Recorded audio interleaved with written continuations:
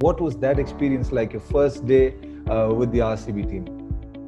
I get goosebumps even now thinking of it. I pinch myself when I see a video of myself on RCB's Instagram page or anything for that matter. It feels surreal even now. I am forever grateful for the fact that opportunity came my way. And sometimes I think, Steve Jobs' famous line that you can only connect the dots backwards, Yes. right? Sometimes ask yourself, how in the world did that happen? And when I quit Google and I had nothing on my plate, no portfolio to show, I realized that, for the upcoming IPL, I'm just going to do this thing called Quick Single where I summarize a match in 60 seconds because the video limit on Instagram was 59 seconds. So I said, you know what? People don't even have time to watch a 3.5 hour T20 game nowadays, especially if it's one after the other for 45, 60 days.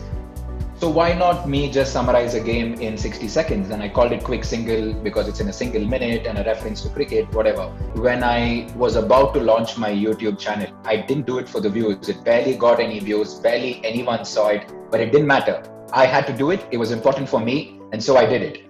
But even on that morning when I had to launch that YouTube channel, I was very apprehensive. I was very skeptical. And I called up Deepthi and I told her, I really don't want to do this. I don't know why, but I don't want to do this.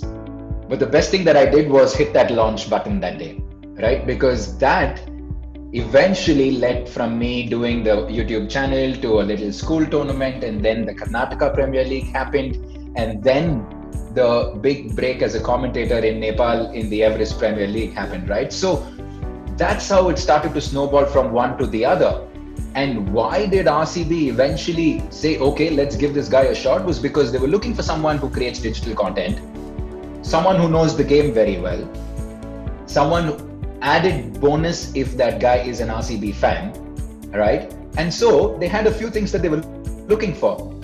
And suddenly I realized that what I did several months ago and the stuff that happened after came in very handy, because RCB eventually suddenly came up with this 12th man TV concept. They had a certain requirement and I somehow fit that requirement. And that is the beauty of the world that we live in today, because opportunities can come from anywhere. We just need to stick to doing what we think is right in our little journey, right? We contemplate and deliberate so much. Procrastination, it's just we humans, that's how we are, right? The best decision, even in the little TEDx talk that I talk about it, is just do it. You've already visualized something in your mind. You know what that is. No one's going to understand it the way you do. Just start taking those baby steps towards it, right? And tough days will come, and I speak about that as well. All of that is going to happen. But once you do it, you'll realize there is absolutely no downside to it. And because RCB happened, why did RCB happen? Because they saw that, okay, this guy's done digital content. He's done stints with different people, right? So there's reason enough for us to let him do this for us. And in my mind, that's why I think ICC happened, because they saw me doing it for RCB and they believed that, okay, he probably has what it takes to be done at the World Cup as well. And that's why ICC happened. So you're only able to connect the dots backwards, right?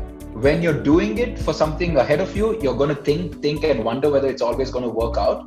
But when you do it, when you look back, it's the best thing that you've done.